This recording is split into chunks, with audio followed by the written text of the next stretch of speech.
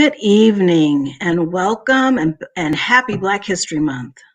We enter into this significant month bringing remembrance and tribute to African American history, its trials, breakthroughs, and legends. We express our eternal gratitude for those who made monumental milestones to the African American community. We want to thank you for all that you've accomplished as you are our heroes.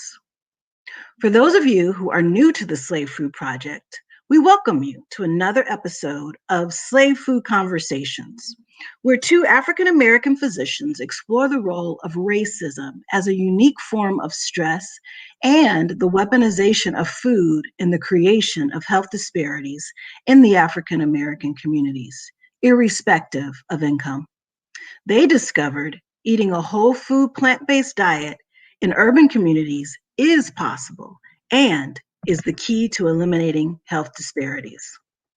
Now, let's dive into another compelling episode of the Slave Food Conversations, moderated by yours truly, Danette Batiste.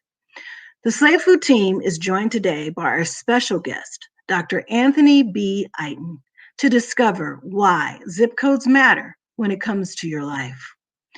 Dr. Iton is a MD, a JD, an MPH, as well as a lecturer of health policy and management. Dr. Iton is a senior vice president for health communities at the California Endowment. During his former roles as both the director and county health officers for the Alameda County Public Health Department, he oversaw the creation of an innovative public health practice designed to eliminate health disparities by tackling the root cause of poor health outcomes that limit the quality of life and lifespan in many of California low-income communities. Welcome, Dr. Iton, and have a great show. Thanks for having me. All right, thank you, Danette. It's good to see you again. It's such a pleasure and honor to have you on the show with us this evening. Oh, the honor is mine. Thank you for having me. Yeah, we're very glad to have you, and your expertise and your reputation precedes you. We know all the great work that you've been doing, and we're just excited to have this conversation. Yeah. So for those of you who don't know, Dr. Iton hails from Canada. Is that right? I do. I grew up in Montreal, Canada, although I am American and I was born in the United States. I grew up in Canada for about 18 years of my life. No, that's very cool. So I have to ask you, because you're up in the Bay Area here as we kind of get started. 2 years ago, the Golden State Warriors played the Toronto Raptors. Who would you root for? Oh, I am a Golden State Warriors fan. I mean, Steph Curry is like my god. I like Kawhi Leonard, but and I was glad for Toronto. I was happy for them. I actually happened to be going back and forth during that time, so I got to see kind of the triumph and the sort of the agony of defeat. But I'm a Warriors fan through and through. All right, I'll give you a pass since that's the California team. I'm a Lakers fan through and through. Grew up on Magic Johnson and ate from the plate of Kobe and Shaq and later on in life. So good stuff. I hear that, and I admire those guys, but my people are the Warriors. Those are my boys.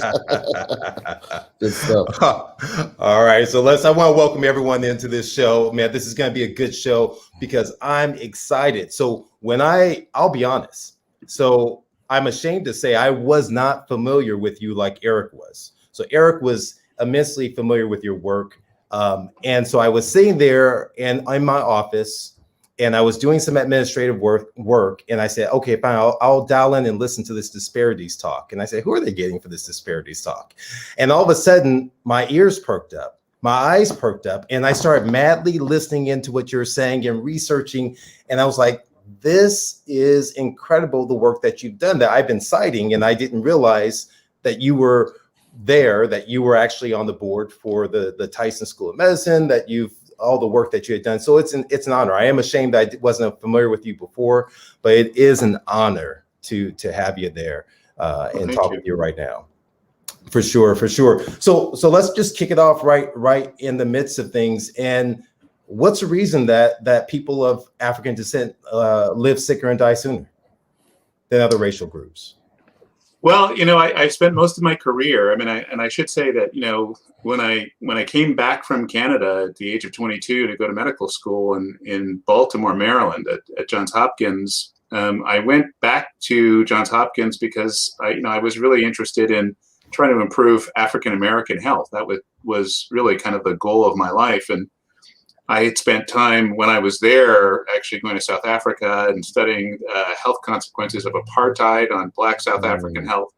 And I've been interested in the health of Black people since I went to medical school.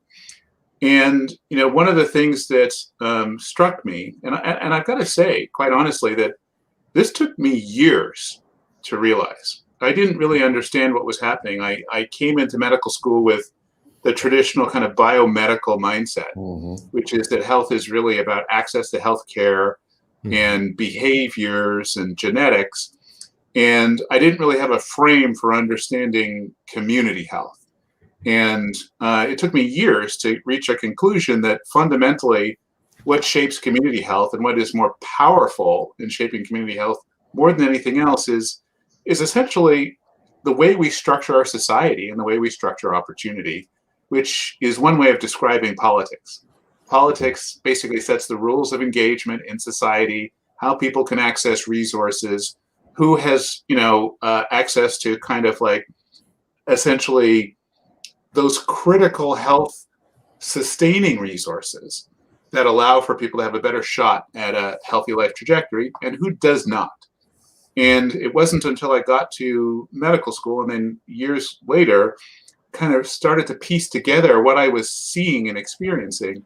And what I was seeing and experiencing was a legacy of apartheid, really, in the United States, and how it manifested itself in the day-to-day lives of African Americans that I was working with day in, day out in East Baltimore.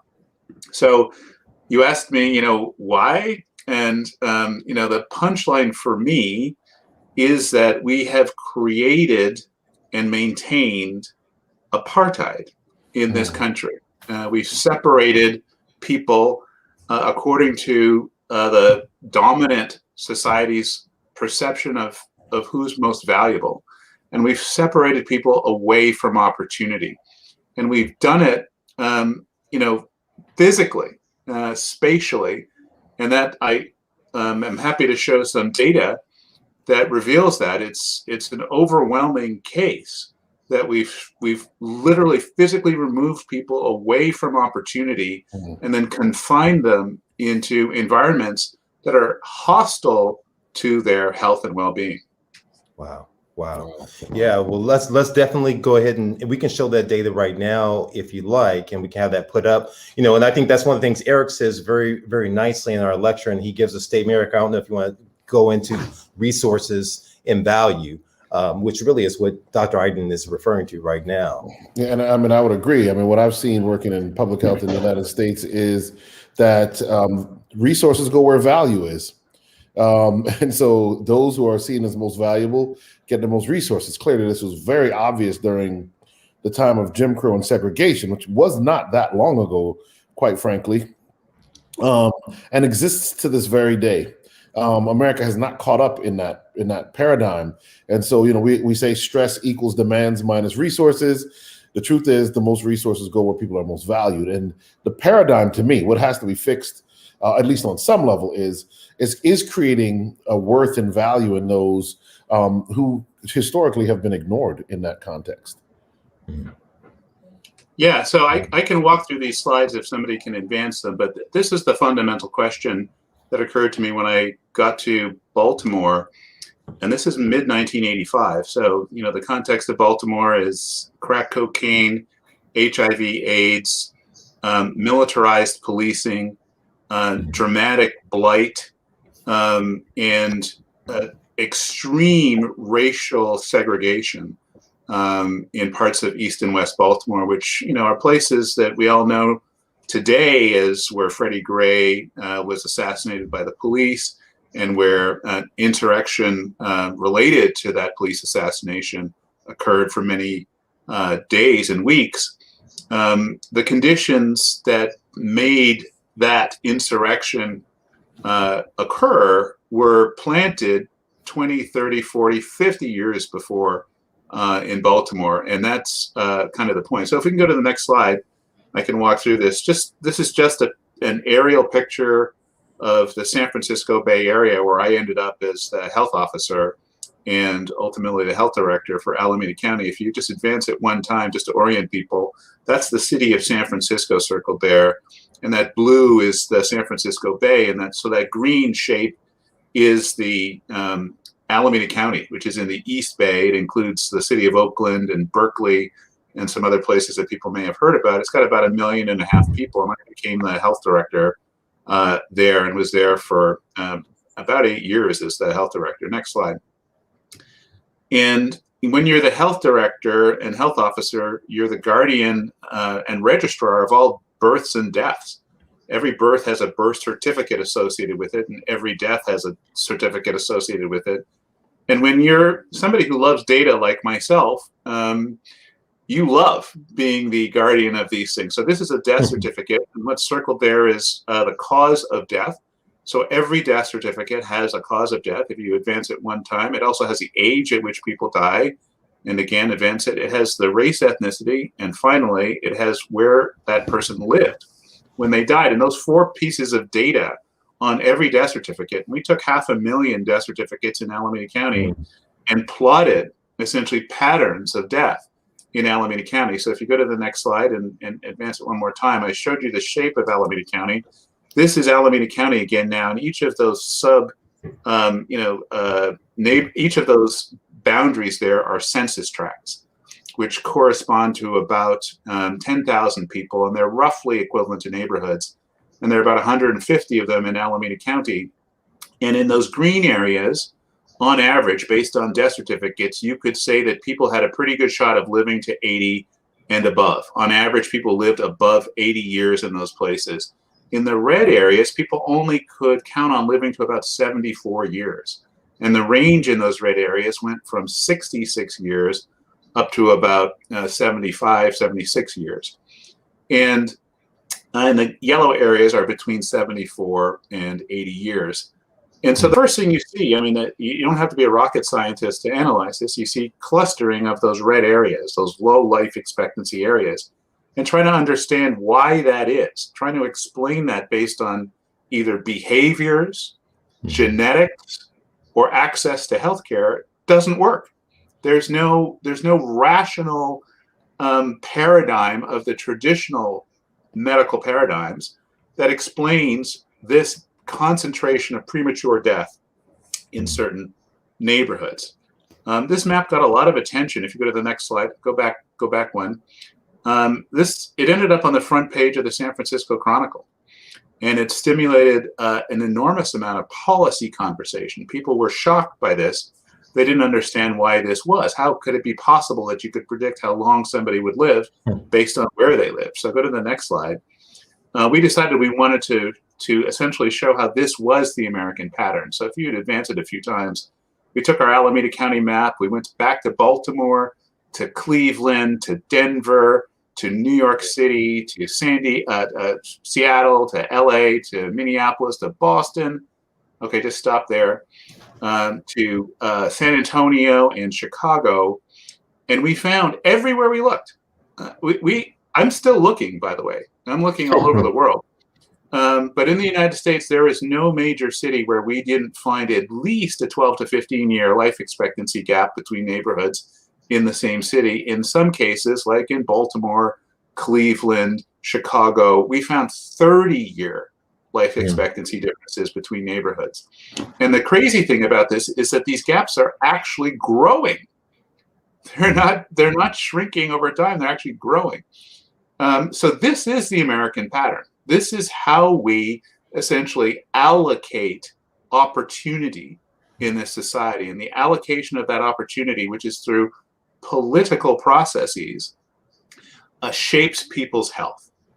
We can take the slides down because I think that this is the data that leads to that conclusion that when it comes to your health in the United States of America, your zip code is more important than your genetic code. I'll point out that the cumulative impact of those differences is greater than the life expectancy difference between your average 3-pack-a-day smoker and your non-smoker. That's how profound these differences are. They drive dramatic changes in your health. So you're basically driven to be a smoker. The equivalent socio-physiological consequences of living in one of those neighborhoods is akin to being a heavy smoker. Wow. Now that's deep, and it's incredible. And so for those out there who the immediate response is, okay, well, is this just solely an economic issue? Is this an issue of location of where I'm living, and this is a manifestation of a person's poverty level, or how does that equate over into a racial disparity? Well, there's a lot in that question. I mean, and I'll pull out at least two aspects of it. One is that when you ask if this is an economic issue, what's underneath that question, right? I mean, like, why would you expect economics to take 30 years off your life? and trying to understand that. I mean, if we live in a meritocracy and, we're an egalitarian society, why would living in a lower income neighborhood be expected to take 30 years off your life? And then this question about sort of the racialization of our neighborhood geography is the history of the United States. That's the very history of the United States. It's about racial segregation through various forms: government-sanctioned racial zoning, racially restrictive covenants, all kinds of racial steering and practices by real estate agents, federal government sanctioned and enforced redlining in every major city in the United States. I mean, if we had more time, I'd show you more slides about, redline maps and life expectancy maps and how you can just lay one over the other one and they're identical. So, we have a history in this country, obviously, of pushing people to resource deprived communities because we devalued them. There's some beautiful books about this. One is called The Color of Law by Richard Rothstein. Another one's called Not in My Neighborhood by Antero Petillo, which is all about Baltimore and the history of racial zoning. When literally the Baltimore City Council would get together and say, we're going to designate this part of East Baltimore exclusively for Blacks. And by the way, we're not going to upgrade the sewer infrastructure. We're not going to upgrade the housing stock. We're not going to pave the roads. We're not going to maintain the parks. I mean, just clear stuff. And the great thing about that book is it's written by a guy who was a Baltimore Sun reporter. So he was able to go through the archives of the Baltimore Sun and just pull out stories from the Baltimore Sun describing the actions of the city council to essentially injure the interests of African Americans in Baltimore. Wow, it's crazy. When I read the book, I haven't read this last one that you mentioned from Baltimore, but I read Color of Law. It was, I'll be honest, it just really tore into me as he really uncovered the history. And it brought to memory the stories from my dad and from my grandfather and the various aspects there, and looking at really just the difficulty in trying to leap over this boundary of inequities that exists and it persists even to today. So that's powerful. That's powerful. Yeah, I want to say, I think for me, I mean, we've seen this in our lives. I remember when we moved from Connecticut to Florida to Miami, the real estate agent would only take us to the house he was trying to sell her a certain way. And later on, we found out that, in fact, he'd sold my mother a house, just steps from one of the most potent crack neighborhoods in the entire United States, when my mother could have easily afforded to have lived across the other side of US 1 in a quote unquote much nicer neighborhood. And then we were bused up to the school where we obviously faced some insane racism. But this isn't ancient history. I think that's what's frightening to me. And when I read the book, I haven't read the second book either, but when I read The Color of Law, I would have to stop actually at times. Yeah. It almost brought tears to my eyes because I thought of, the ramifications of this generationally as to what it did to Black America. And it was emotionally painful for me. Thinking about what I've seen in our communities and to read the evidences of the intent. And that's what was so hurtful. Yeah. Well, the evidence is there, and what's clear on the one hand, you had hostile policy directed to injure the economic health and well-being of Black Americans. And the flip side of that is affirmative action for whites. Policies that were affirmatively crafted to benefit white Americans, including, housing policy. I mean, it's in the color of law. I mean, literally integrated neighborhoods were broken up in order to essentially create white neighborhoods or essentially segregated neighborhoods. And we saw policy that excluded, Blacks from the GI Bill. I mean, we can go on and on about this. You had affirmative action for whites, and you had a hostile, discriminatory set of policies towards Blacks. They're two sides of the same coin. And now when we talk about trying to repair some of that harm, people are up in arms. White people saying, I never got a handout in my life. BS. I mean, the entire policy, mindset behind the federal government, particularly after World War II, was about affirmative action for white people. Those were all, I don't like to characterize them as handouts because I don't like to characterize anything as handouts, but those were affirmative, intentional strategies to benefit the well-being of white people in this country at the expense of Black and other people of color. Wow.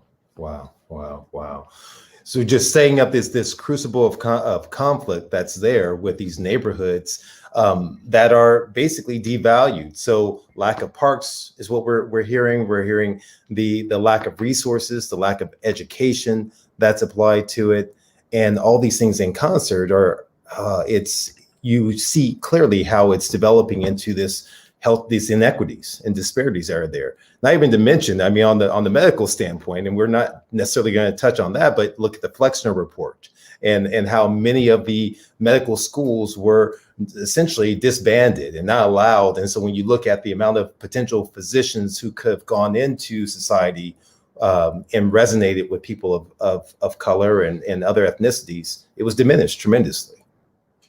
Well, the other perspective I think which is important to understand is that, many people will hear this data and they'll say things like, well, my granddad grew up in a really bad neighborhood and had to walk uphill to school both ways every day and, deal with all kinds of challenges, didn't have shoes, didn't have lunch money. And now he's the CEO of Xerox. And, if he could do it, means anybody can do it. America is the land of opportunity. And I always find that argument, so it's actually kind of funny to me because it's actually proving the point. The point is that, yes, some people can beat the odds. You have African Americans who have done very well despite all of this. But the point isn't to have people beat the odds. It's to actually change the odds. It's who sets the odds. And why are we creating such difficult odds for people to be healthy? And so, this whole idea in some of the communities in which we're working, you can look at every major system, education, housing, employment, transportation, all the infrastructure, including potable water. Every major system is offline. They're all on life support. There isn't a single system that's working well in these communities. And then you go literally, a few miles down the street to another community in the same city, and all of these systems are working beautifully, And it's like, is that just a coincidence? How is that possible in the same city?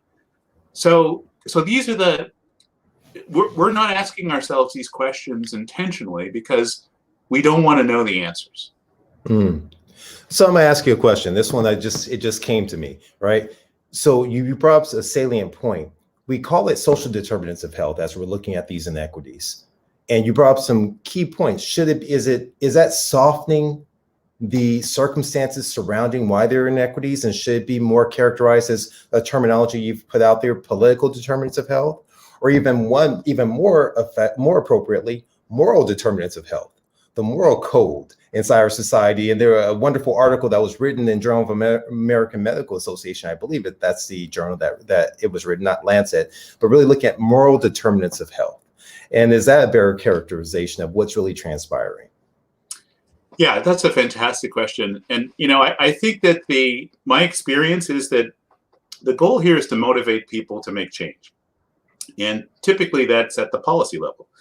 And in order to do that, you have to sort of create the conditions for people to sort of be able to accept that something needs to happen, that something needs to change. And so when you come at people around racism and the legacy of apartheid, it can paralyze them. They literally can't get past their own sort of sense of, grief or shame or, personal culpability, or perhaps, the resistance of any culpability, that I'm not a racist. I didn't do this. Don't blame me.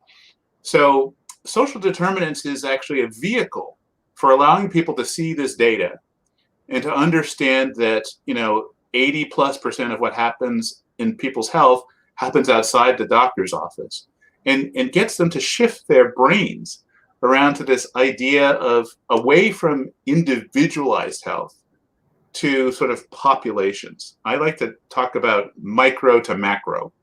I mean, we're very comfortable talking about microeconomics and its relationship to macroeconomics. When we talk about health, we're almost always just talking about micro health.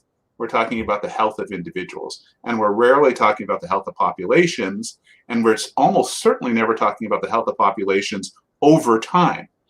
And so we need to have more of those conversations, and that's why the social determinants of health is sort of the first step to bridge people from that micro perspective to, essentially embracing a population health perspective, which, after you spend enough time in, you can start seeing kind of essentially the racial elements of that and the policy elements of that construct the environment that shapes population health.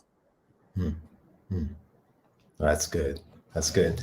So, okay. So then when we look at this, it's easy to sit there and say, when you look at, for instance, 2020 really shed to light COVID and the issues of disparities that are there. But we also saw where America as a whole, right, is essentially as a whole is still living sicker and dying sooner than the rest of industrialized countries. And that's something that's been shown. And we have the best of technology, and we have all of these different things. Our healthcare spending is top notch. We're using percutaneous aortic valve replacements and all these fancy procedures that I get to do and participate in. But yet our outcomes are horrible. Have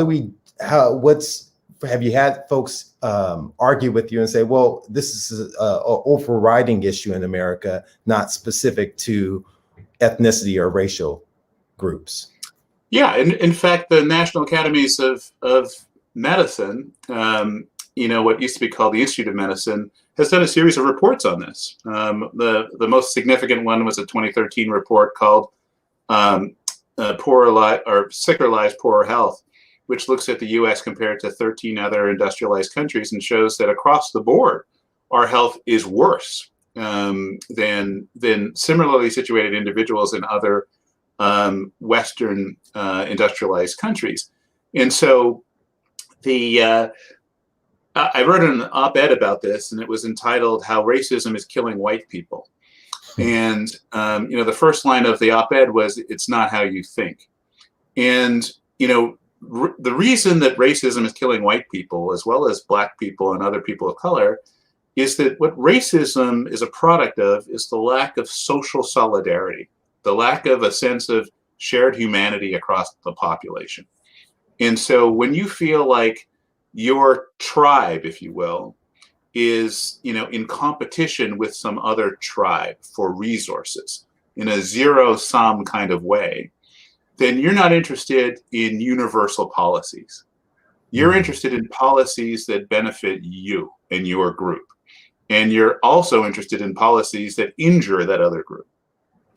And for that reason, we lack in this country universal health care, universal child care, paid sick leave, universal vacations. We lack those things because in the countries that have those things, Canada being one of them, but there are many other examples, there's a sense of shared solidarity, that there isn't this sort of intertribal competition that is, in search of a limited sum of resources. there's a sense that, my investment in you is indirectly an investment in me. And, we all do better when we all do better. Now, there's nowhere in the world that that's perfect. But in the United States, it's really, really, really bad. And we saw it on January 6th when people assaulted the Capitol. Really based on a narrative that somehow there's some other tribe out there getting all the stuff. And, we want all the stuff. So that's how debased our political understanding is, and our inability to create the shared solidarity to get universal policies. And there's a boomerang effect. It's like collateral damage. White people being hostile to policies, obviously not all white people, but some white people being hostile to policies that would benefit Black and brown people. And as a consequence, you don't get the universal policies, and that boomerangs back on these white working class populations who are now struggling for want of some of these same basic investments that we've all been clamoring for generations. That's actually quite incredible and very, very tangible. You can really wrap your mind around that. I think I read that op-ed. What year was that when you wrote that op-ed? Oh, it was probably 2016 or so, probably 4 or 5 years ago in the Huffington Post. I think the reason that op-ed is a moving concept is because racism from its inception in this country has not just damaged Black people. Slavery didn't even just damage us the most, but poor whites suffered pretty heavily under the guise of racism. And probably to your point about the tribe and storming the Capitol, the idea that you're better just because you're white is one of the ways they were actually able to manipulate and control the whites that also didn't have much of anything. What you were able to say was, at least you're white. At least you're not of that tribe. And that was enough to make people really live in poverty. Dr. Joel Furman's book, Fast Food Genocide, he actually goes into how the bad diet of the South also impacted whites, and how they even got some of the nutritional deficiencies and so forth.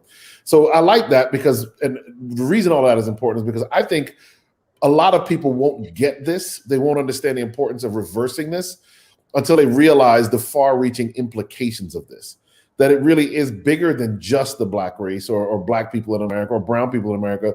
This does impact every American. And the cost of healthcare, as an example, does flow over to everyone. I was arguing with people say that they don't believe in universal healthcare. It's always interesting to me because, but your insurance policy is going to go. I mean, you're going to pay for this one way or the other, honestly. And so not everybody gets how connected we are. I like the word you used about Canada, solidarity. That's not necessarily the case here in the United States. Yeah, no, that's key. When you look at that ratio, I mean, I think you brought it out, others have brought it out. I know that the Harvard and Yale duo who did a lot of research, and they looked at the ratios of social spending to healthcare spending, and looking at that juxtaposition that's there, and looking at health outcomes. And I think it plays a significant role. And you look at the exponential amount of resources that we spend when perhaps just taking a little bit. Listen, I just saw someone in consultation, and my heart was broken for this young man who's barely 40, who had toes amputated, diabetes type 2, on the precipice of needing a renal transplantation. And it's just like you begin to wonder, has anyone stopped to take a look at really what's going on that's creating this circumstance with this individual? And this happened to be an individual of color, but I've seen it in the predominant race too as well, and Caucasians and others too as well. And so this idea of social spending and social investment, and I think that's where your organization comes in trying to really change the paradigm in education and so forth. So I don't know if you want to speak to some of that as well. Yeah, and thank you for referencing Elizabeth Bradley and Lauren Taylor's work and their book, The American Healthcare Paradox. It's a short book. It's an easy read for people to get their brains around some of this incredibly compelling data that shows that the countries in the world that have the best health spend roughly $2 on social benefits and services for every $1 on medical care. and they concluded that that's basically the right ratio for optimal health. In the United States, we spend about 55 cents on social benefits and social services for every dollar we spend on healthcare. So our ratio is literally inverted. And on top of that, the other thing that Bradley and Taylor demonstrated, and you know, just for any of your listeners who are total data nerds like myself, you can actually find the RAND version of that same study. RAND replicated Bradley and Taylor's work for many more countries, and then for each of the individual states within the United States, and showed the exact same phenomenon. Those states that spend more on social benefits and services have better health in the United States. So, you know, they also showed, Bradley and Taylor showed, that when you combine U.S. healthcare spending on a per person basis with U.S. social benefit spending on a per person basis, and then compare us to the rest of the world, we actually aren't the big spenders. You know, so we can actually change this ratio without spending another dollar. It's not about how much we spend, it's about how we spend. And the goal is really to sort of bring the dollars out of the downstream healthcare system and plug them in upstream into benefits and services that will prevent people needing the healthcare downstream and improve health. So we can do all of this without spending any more money. And that's the, you know, the powerful thing about their research, is that the answer is right there. You know, we can do it without having to find more money to do it. But the problem is, of course, is that there are interest groups that are, you know, essentially their entire profit model is based on, you know, 40 or so different diabetic medications for that patient that you just described. You know, that's how our system is structured, to pay a lot of attention downstream at great cost with great profit, and ignore the problem upstream. There's no virtuosity to the cycle there. It's like a downhill spiral. We're just pushing it all downstream and paying more and more and getting less and less. Yeah. I mean, it's incredible. I mean, as you know, with the evolution of electronic medical records, it's almost as if you're reading a novel of the destruction and despair of patients nowadays. As you walk and you see the medication list grow and the procedures grow, and you ask yourself, is there something we could have done to intervene there? And that also brings up another area, and you've alluded to it. And I just thought of this right now, so I apologize for putting you on the spot. But, you know, really speak to your thoughts about health span versus lifespan.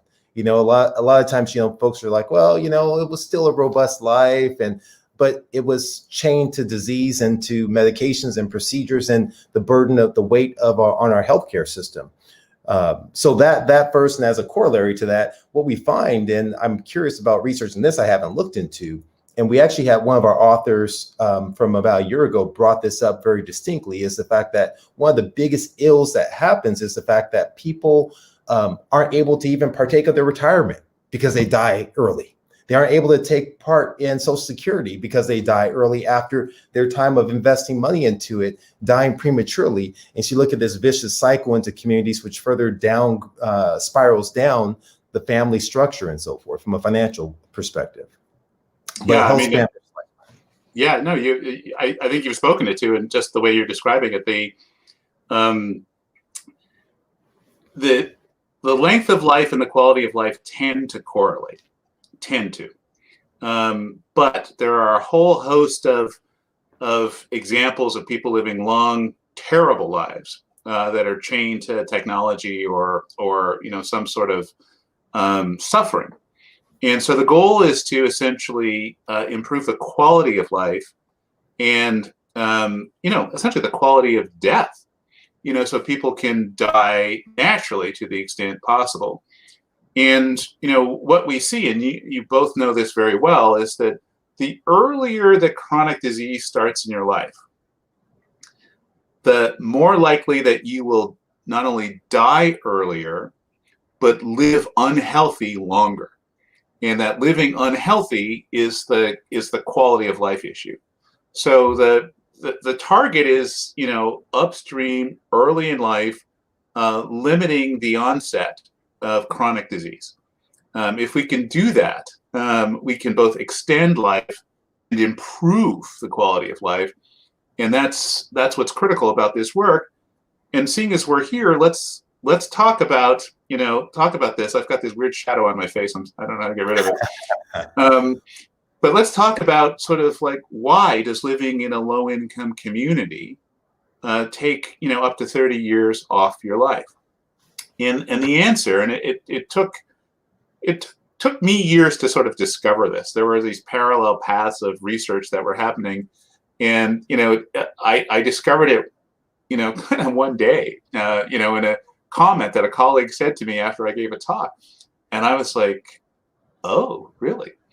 But she pointed out to me that there was this group of researchers called the MacArthur Research Group that was doing research on what is colloquially known as chronic stress. And the fancy word is allostatic load. And what they were showing was that essentially the final common pathway of living in a low-income neighborhood was chronic stress. And that what we were doing through policy was essentially building stress incubators in low-income communities. So people essentially had difficulty accessing the basic resources that they need in order to live a healthy life, which is sort of what Eric was getting to. Stress is the difference between, demand and essentially resources. And so we have constructed these environments where resources are so scarce, basic resources, that the majority of people are living in this fog of chronic stress, and it changes their physiology, makes chronic disease much more likely to occur early in their lives, shortening their lives and diminishing the quality of their lives. That's deep. And I know Eric wants to respond to that. I'm gonna let him respond, but I definitely want you to touch on that just a little bit more. Eric, go ahead. Sorry. I was going to agree with you that that's quite profound when you look at it. And the term I wrote down on my pad here, stress incubators. And I have to say, growing up in some of those very neighborhoods, Columbus, you can say where you grew up, it could be at times insanely stressful. And it was stressful on many levels. I mean, on the one hand, we were afraid of the police, more so when I moved to Miami, the neighborhood we were in Miami. But that was incredibly stressful. If the police pulled up behind you, you're instantaneously, everyone in the vehicles collectively, our cortisol levels went through the roof. So that was one way. But then, of course, the way that crime was handled and the amount of crime, the lack of opportunity. If you wanted to work, you had to take buses, plural, to get to where you could actually get a decent, even as a teenager. You couldn't just walk down the street somewhere and have a job. So, I mean, that's just scratching the surface. I mean, it was so stressful. And I guess one of the things we like to talk about is how do you build resilience? What is needed now for us to begin to insulate people who are still in the stress incubators? Policy wise, personal practice wise, how do we begin to build that? Well, I'm going to give you the short answer because I could give you a very long answer. And the short answer is probably better than the long answer. And that is Stacey Abrams and Latasha Brown.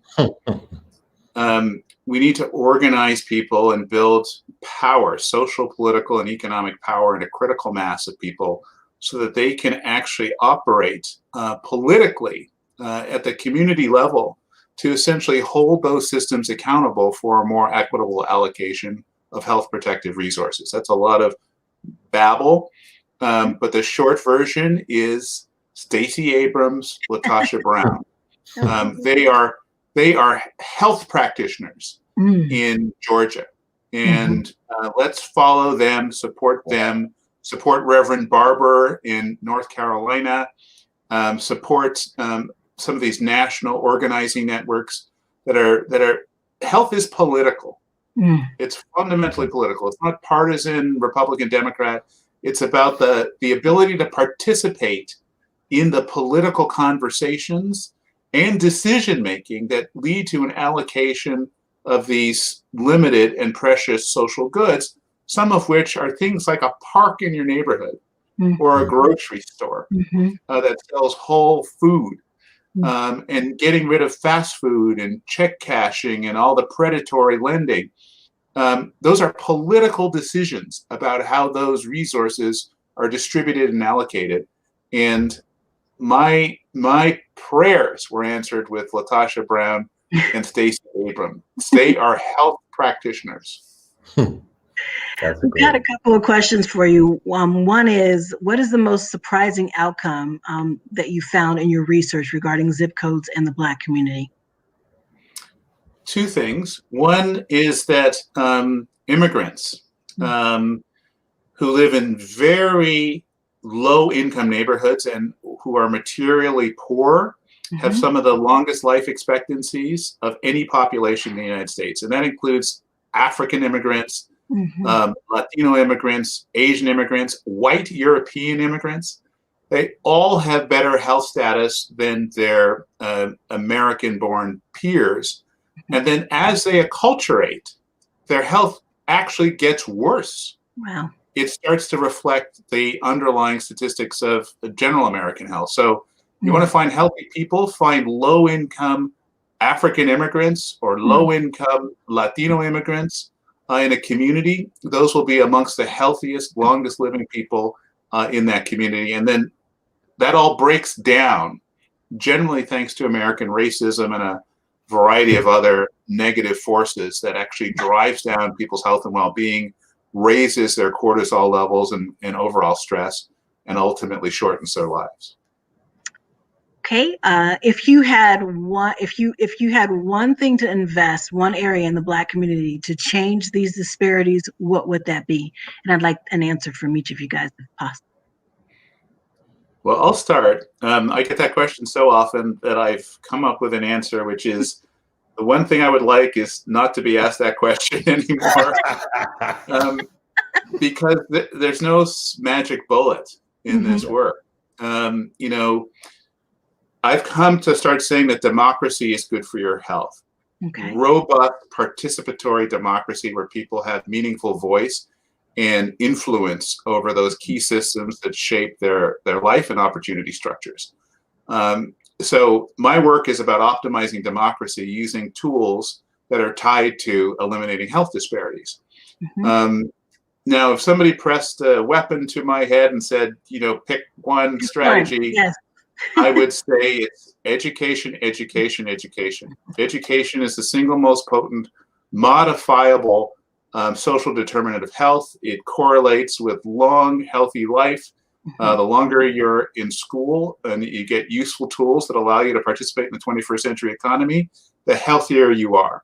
It also has the benefit of, you know, facilitating in communities like the African American communities, these institutions like the historically Black colleges and, you know, churches. You know, many of our religious leaders are actually quite well educated, and so there's institutional infrastructure that depends on an educated populace to maintain that institutional infrastructure, and the African American community would benefit greatly from being able to facilitate greater educational progress for our people, as well as our institutions would benefit. Okay, and Eric, same question to you, but you can't say education. So education would have been my choice, but it was taken. I would say the second thing really would be access to meaningful employment devoid of education. So, you know, it's one thing to say access to good jobs where you have to be highly trained and skilled, but if there was any way to reverse the clock and put, you know, when you look at like Los Angeles historically had some really good jobs. You know, there were auto factories and other things where somebody could graduate from high school and go to work and actually support a family. Same with places like Flint, Michigan, and other places. And some African Americans were able to benefit from that. In the book, The Color of Law, there is some discussion on how they kind of messed with that as well, making it more difficult to get to these jobs. But that would be the next best thing. If you could work and support a family just with the job that you had, that would be very meaningful. Okay, and Columbus, you can't say education or job. What do you got?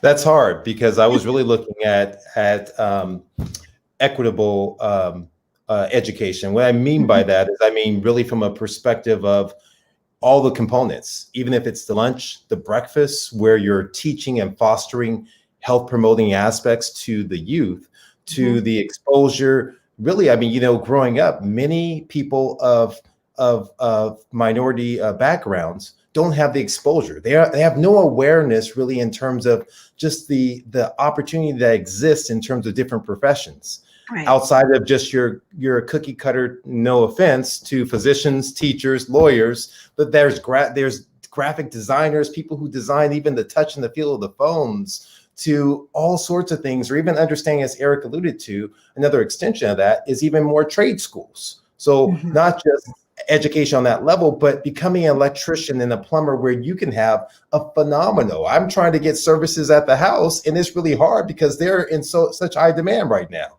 And very expensive. Yes, absolutely.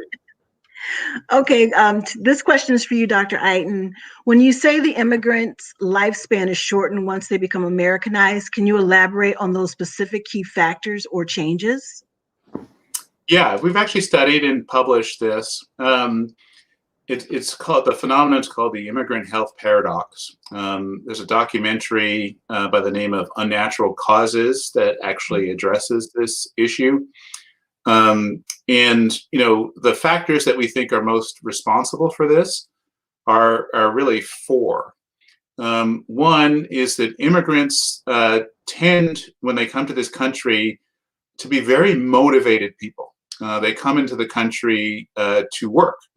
And work is actually good for your health. The second thing that happens is that immigrants are, I can't tell if I'm frozen or you're still hearing me. We hear you.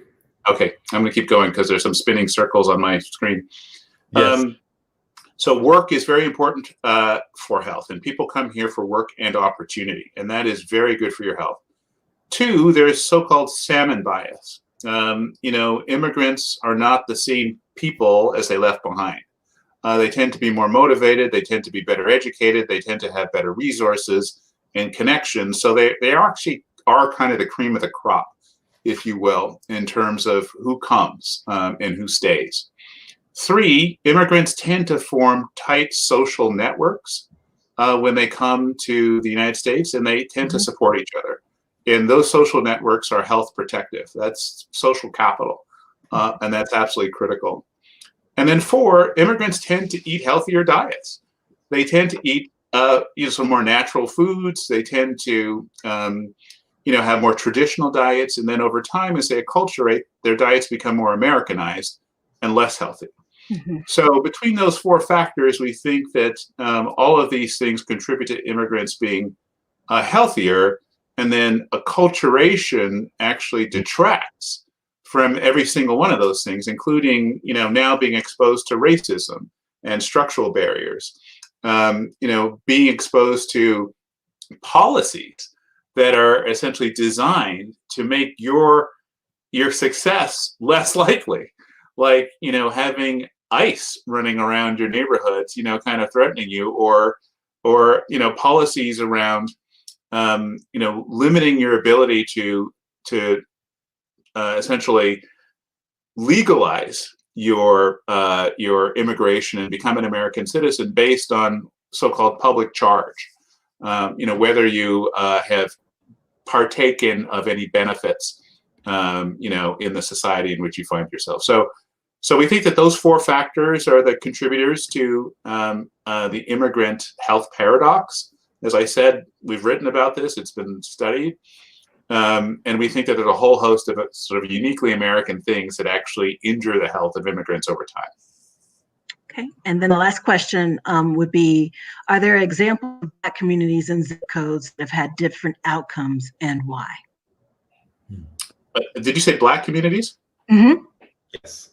Yes, there are, and actually, some kind of famous ones. And they relate sort of to what I just described in terms of immigrants. But I want to tell you about Californian African Americans. Californian African Americans, for the most part, are an immigrant community. They immigrated in the Great Migration from the South around World War I and World War II. Mhm. And when they got here, they, just like other immigrants, tended to be kind of the most motivated.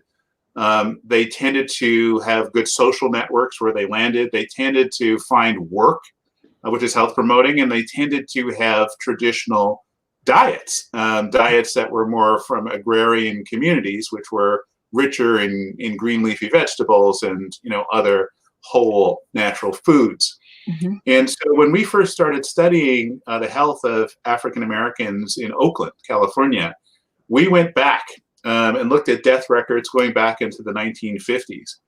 And in the 1950s and early 1960s, African American life expectancy in Alameda County was longer than whites. Hmm. And over time, those numbers actually switched, as in part because of racism and discrimination, but also because of this immigrant health paradox and acculturation to this racist society in California. And not that they didn't come from a racist society, but they came with the motivations to overcome that. And early on, you see this health protective effect of being essentially an internal immigrant, an African American immigrating from the South to California. So we see this in African American communities in the Great Migration. That's powerful. That's powerful. That's good. I was not familiar with that work.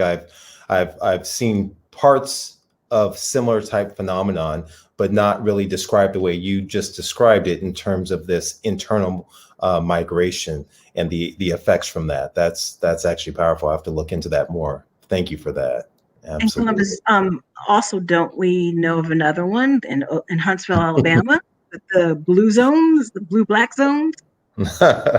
Yeah, so of course. So there are some concentrated areas in the South of course, the heart attack belt and the diabetic belt, but within Huntsville, Alabama, very similar to the work of Dan Buettner looking at the blue zones and Loma Linda, communities inside the South in Huntsville, where there are aggregates of 90 and 100-year-old African people of African descent who are living there, robust lives and active and eating health promoting foods, and a lot of the tenants that have been described in many of the blue zones there. So I think that's one of the key things that we've looked at in terms of the Slave Food Project is, yes, it's possible to have these Black blue zones. Is it an aspect of community and building the challenge response to stress instead of the stressful response through whatever the means in building a community? Is it the nutrition? Is it a stance of building a political movement in order to shift? And it's multi-tiered and multi-angled according with the education. It's so layered. And so that's been one of our goals, is really tackling awareness to the nutritional aspect of it, but looking at the broader picture of what's transpiring in society that's leading to these inequities, and really understanding that equality and equity are not the same thing. They're not synonymous terms, especially as it pertains to this. So that's one of the challenges. So it's been extremely an honor having you on with your wealth of knowledge and so forth. And I didn't even get around to it. One of the things I was struck, so I always try and go back and look into folks who are coming on the show. And so I listened to several of your talks that I was able to find, and it floored me because I love history. When you gave a quote about Abraham Lincoln, and you really outlined that, and it really struck me about the layering. And I'll challenge those who are listening to go back and search for Dr. Iton online and follow him on his website and so forth. But listen to his lectures. It's very profound and very deep, but just a layered approach in terms of what's gone into place that's put us in this situation.